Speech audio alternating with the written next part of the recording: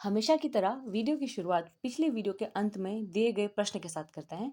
I hope आप सभी लोगों ने इस प्रश्न को सॉल्व करने का प्रयास किया होगा। तो चलिए प्रश्न को देखते हैं। प्रश्न है, भारत की पहली ड्राइवरलेस मेट्रो ट्रेन की शुरुआत कहाँ की गई? Option A Kolkata, option B Bengaluru, option C New Delhi या ऑप्शन डी मुंबई। तो आपको बताना है कि भारत की पहली ड्राइवरलेस मेट्रो की शुरुआत कहाँ हुई थी। तो इसका सही आंसर हो जाएगा ऑप्शन बी बेंगलुरु। और इसकी शुरुआत हुई थी कब? 6 जनवरी 2025 को। ठीक है। तो हेलो एवरीवन, मेरा नाम है पूजा और आप सभी का स्वागत है हमारे यूट्यूब चैनल मेरी क्लास में। यहाँ हम आपको हमारे सुपर 10 सीरीज के थ्रू इंडियन इकोनॉमी से related most important exam oriented MCQs को सोल्व कराने का प्रयास करेंगे। तो चलिए वीडियो की शुरुआत करते हैं। आपका पहला प्रश्न है, इंडिया इज फॉर सेल नामक पुस्तक किसने लिखी? Option A Chitra Subramaniam, option B Urjit Patel, option C Amrita Pritam या ऑप्शन डी प्रीतिश नंदी। तो आपको बताना है इंडिया इज फॉर सेल नामक पुस्तक किसने लिखी। तो इसका सही आंसर हो जाएगा ऑप्शन ए चित्रा सुब्रमण्यम। चित्रा सुब्रमण्यम जी एक बहुत ही प्रसिद्ध जर्नलिस्ट हैं।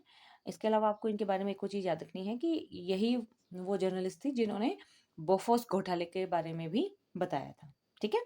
इसके अलावा अगर अन्य ऑप्शन को देखें, ऑप्शन बी उर्जित पटेल, तो आपको पता ही है ये हमारे पूर्व में आरबीआई गवर्नर रह चुके हैं।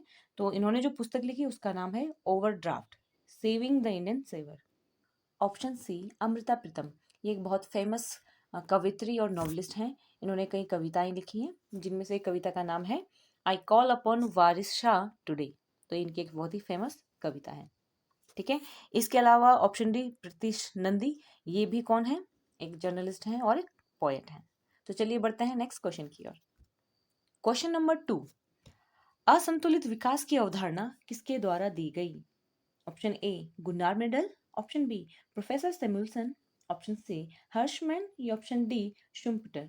तो आपको बताना है जो ये असंतुलित विकास की अवधारणा है वो किसने दी थी। तो इसका सही आंसर हो जाएगा ऑप्शन सी हर्षमैन।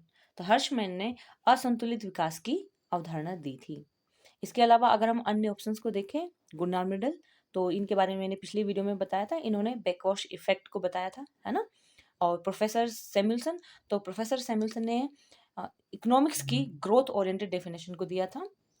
और ऑप्शन डी शुम्पटर, तो शुम्पटर का बहुत ही इंपॉर्टेंट रोल है किसमें? बिजनेस साइकिल में। तो इन्होंने बिजनेस साइकिल में एक मॉडल दिया था जिसको कॉन्ड्रेटिव मॉडल भी कहते हैं। ठीक है। चलिए बढ़ते हैं नेक्स्ट क्वेश्चन की ओर। क्वेश्चन नंबर 3, खुले बाजार की क्रियाएं किस नीति का अंग है? ऑप्शन ए राजस्व नीति, ऑप्शन बी मौद्रिक नीति, ऑप्शन सी शेयर बाजार या ऑप्शन डी आयात निर्यात नीति। तो आपको बताना है खुले बाजार की क्रियाएं, ओपन मार्केट ऑपरेशंस, है ना। तो ये किस नीति के अंदर, किस पॉलिसी के अंदर आता है? तो इसका सही आंसर हो जाएगा ऑप्शन बी मौद्रिक नीति, यानी मॉनेटरी पॉलिसी के अंतर्गत क्या आता है? खुले बाजार की क्रियाएं आती है। ठीक है। तो चलिए बढ़ते हैं नेक्स्ट क्वेश्चन की ओर। क्वेश्चन नंबर 4, भारतीय औद्योगिक पुनर्निर्माण बैंक आईआरबीआई की स्थापना कब की गई थी? Option A 1951, option B 1965, option C 1985 या ऑप्शन डी 1991। तो आपको बताना है कि जो ये आईआरबीआई की स्थापना है वो कब की गई थी। तो इसका सही आंसर हो जाएगा ऑप्शन सी 1985। तो 1985 में क्या हुआ था? भारतीय औद्योगिक पुनर्निर्माण बैंक की स्थापना की गई थी। तो चलिए बढ़ते हैं नेक्स्ट क्वेश्चन की ओर। क्वेश्चन नंबर 5, भारतीय आयोजन के संबंध में पीपुल्स प्लान किसके द्वारा तैयार किया गया था? Option A M N Roy, option B Pandit Jawaharlal Nehru, option C M Visvesvaraya या ऑप्शन डी मुंबई के उद्योगपति। तो आपको बताना है ये पीपुल्स प्लान किसके द्वारा तैयार किया गया था। तो इसका सही आंसर हो जाएगा option A M N Roy के द्वारा। तो जो पीपुल्स प्लान था वो एम एन रॉय के द्वारा तैयार किया गया था और ये कब आया था? 1945 में। ओके। इसके अलावा जो ये पीपुल्स प्लान था इसके अंदर कृषि और उत्पादन को क्या दिया था? इंपॉर्टेंस दिया गया था। ठीक है। बाकी ऑप्शंस को देखें, ऑप्शन बी पंडित जवाहरलाल नेहरू, तो पंडित जवाहरलाल नेहरू के बारे में तो आप सभी को मालूम होगा, ये भारत के पहले प्रधानमंत्री थे। इसके अलावा द्वितीय पंचवर्षीय योजना को नेहरू मालनोबिस मॉडल भी कहते हैं। ऑप्शन सी एम विश्वेश्वरैया, तो इनके द्वारा एक बहुत ही फेमस पुस्तक प्लान इकोनॉमी फॉर इंडिया लिखी गई थी। ऑप्शन डी मुंबई के उद्योगपति। तो 1944 में मुंबई के कुछ इंडस्ट्रियलिस्ट मिलते हैं और उन्होंने एक योजना तैयार किया था जिसको हम बॉम्बे योजना भी कहते हैं, ठीक है, जिसके अंदर आप देख सकते हो ये JRD टाटा हो गए, GD बिरला हो गए, ऐसे इंडस्ट्रियलिस्ट शामिल थे। तो चलिए बढ़ते हैं नेक्स्ट क्वेश्चन की ओर। क्वेश्चन नंबर 6, वह दर जिस दर पर केंद्रीय बैंक व्यापारिक बैंकों के प्रथम श्रेणी के बिलों की पुनर्कटौती करता है कहलाती है। ऑप्शन ए रेपो दर, ऑप्शन बी रिवर्स रेपो दर, ऑप्शन सी बैंक दर, या ऑप्शन डी इनमें से कोई नहीं। तो इसका सही आंसर हो जाएगा ऑप्शन सी बैंक दर। तो बैंक दर वह दर है जिस पर सेंट्रल बैंक क्या करता है, कमर्शियल बैंकों के ऊपर प्रथम श्रेणी के बिलों की पुनर्कटौती करता है। इसके अलावा अन्य ऑप्शन को देखें। ऑप्शन ए रेपो दर। तो रेपो दर क्या होता है, रेपो दर वह दर होता है जिस पर सेंट्रल बैंक कमर्शियल बैंक को उधार देता है, ठीक है। और ऑप्शन बी रिवर्स रेपो दर। तो रिवर्स रेपो दर क्या है, रेपो दर का ठीक उल्टा है, यानी कि वह दर जिस पर सेंट्रल बैंक कमर्शियल बैंक से उधार लेता है, तो उसको हम क्या कहेंगे, रिवर्स रेपो दर। तो बढ़ते हैं नेक्स्ट क्वेश्चन की ओर। क्वेश्चन नंबर 7, आर्थिक नियोजन संविधान की किस सूची में वर्णित है।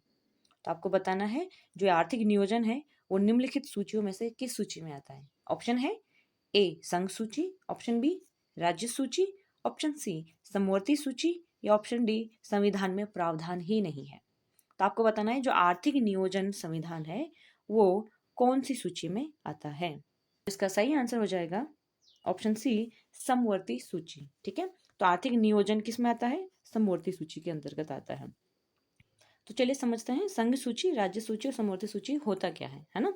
संघ सूची, तो सिंपल भाषा में कहें, संघ सूची के अंदर क्या होता है कि ऐसे विषय होते हैं जिन पर कानून बनाने का अधिकार केवल केंद्र सरकार या संसद को होता है, ठीक है। फॉर एग्जाम्पल जैसे रक्षा हो गया, विदेश हो गया और रेलवे हो गया, तो ये सारे विषय किसके अंदर आएंगे, संघ सूची के अंदर आएंगे, ठीक है। इसके अलावा आपको याद रखना है कि ये जो संघ सूची है इसके अंदर कितने विषय हैं, 100 विषय हैं, 100 विषय हैं, इससे पहले 97 थे। तो चलिए अब समझते हैं राज्य सूची। तो आप समझ रहे होंगे कि राज्य सूची के अंदर क्या होता है, ऐसे विषय होते हैं जिनके बारे में कानून बनाने का अधिकार केवल राज्य को होता है, ठीक है। फॉर एग्जाम्पल आप ले सकते हो जैसे पुलिस हो गया, स्थानीय स्वशासन हो गया, तो इनके बारे में जो कानून बनाने का अधिकार होगा किसके पास होगा, राज्य सूची के पास होगा। और अभी एट प्रेजेंट राज्य सूची में कितने विषय हैं, 61 है, पहले 60 थे, ठीक है। संघ सूची और राज्य सूची, आई होप आपको ये दोनों क्लियर हो गया होगा। अब आते हैं ऑप्शन समवर्ती सूची पे, है ना। तो जैसे मैंने अभी बताया कि संघ सूची में कानून बनाने का अधिकार किसके पास है, सेंटर के पास है। राज्य सूची में किसके पास है, स्टेट के पास है। तो कुछ ऐसे सब्जेक्ट हैं जिनके ऊपर कानून दोनों मिलकर बना सकते हैं, यानी कि सेंटर भी और राज्य भी मिलकर कानून बना सकते हैं, तो उसे हम क्या कहेंगे, समवर्ती सूची, ठीक है। यानी कि कुछ ऐसे विषय जिनमें कानून बनाने का अधिकार संसद और राज्य दोनों को है, उनको हम क्या कहेंगे, समवर्ती सूची कहेंगे, ठीक है। फॉर एग्जाम्पल जैसे शिक्षा हो गया, फॉरेस्ट हो गया, ये सब इसमें आ जाते हैं। और आपको समझना है अभी वर्तमान में समवर्ती सूची के अंदर 52 विषय हैं, ठीक है। आई होप आपको ये अच्छे से क्लियर हो गया होगा। चलिए नेक्स्ट क्वेश्चन की ओर बढ़ते हैं। क्वेश्चन नंबर 8, भारत में किस उद्योग में सर्वाधिक लोग कार्यरत हैं। ऑप्शन ए लौह इस्पात, ऑप्शन ए लौह इस्पात उद्योग, ऑप्शन बी चीनी उद्योग, ऑप्शन सी जूट एवं रुई उद्योग, ऑप्शन डी कपड़ा उद्योग। तो इसका सही आंसर हो जाएगा ऑप्शन डी कपड़ा उद्योग, ठीक है। तो चलिए बढ़ते हैं नेक्स्ट क्वेश्चन की ओर। क्वेश्चन नंबर 9, नाबार्ड की स्थापना, क्वेश्चन नंबर 9, नाबार्ड की स्थापना किस समिति की संस्तुति पर की गई थी। ऑप्शन ए शिवरामन समिति, ऑप्शन बी चेल्लैया समिति, ऑप्शन सी दत्त समिति, या ऑप्शन डी नरसिम्हन समिति। तो आपको बताना है नाबार्ड की स्थापना किस समिति ने की थी। तो इसका सही आंसर हो जाएगा ऑप्शन ए शिवरामन समिति। तो पिछली वीडियो जिन्होंने भी देखा होगा उनको अच्छे से पता होगा, इसके बारे में मैंने पिछली वीडियो में भी डिस्कस किया था कि जो ये नाबार्ड की स्थापना है वो शिवरामन समिति की संस्तुति पर की गई थी। नाबार्ड यानी कि NABARD, ठीक है। तो नाबार्ड की फुल फॉर्म को समझते हैं। नाबार्ड यानी कि national bank for agriculture and rural development, ठीक है।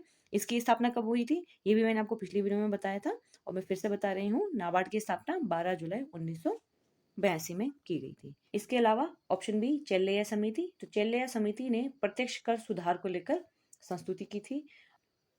ऑप्शन सी दत्त समिति, तो दत्त समिति का संबंध औद्योगिक लाइसेंसिंग नीति की जांच से है। ठीक है।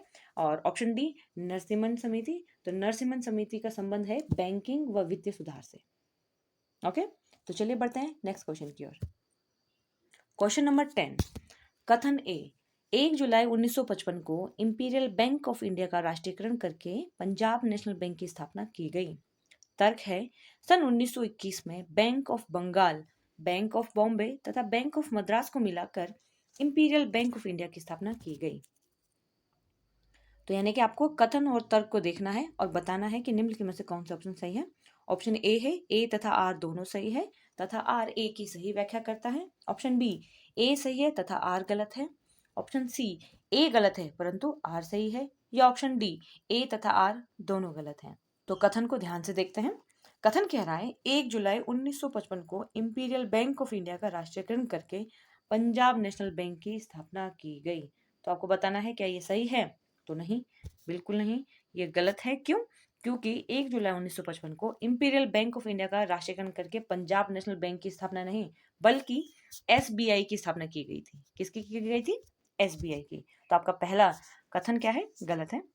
और तर्क है, सन 1921 में Bank of Bengal, Bank of Bombay तथा बैंक ऑफ मद्रास को मिलाकर इंपीरियल बैंक ऑफ इंडिया की स्थापना की गई। तो ये बिल्कुल सही बात है। सन 1921 में क्या हुआ कि ये तीनों bank, Bank of Bengal, Bank of Bombay और बैंक ऑफ मद्रास को मिलाकर इंपीरियल बैंक ऑफ इंडिया की स्थापना की गई थी। फिर इसी इंपीरियल बैंक ऑफ इंडिया को 1955 में क्या किया गया था?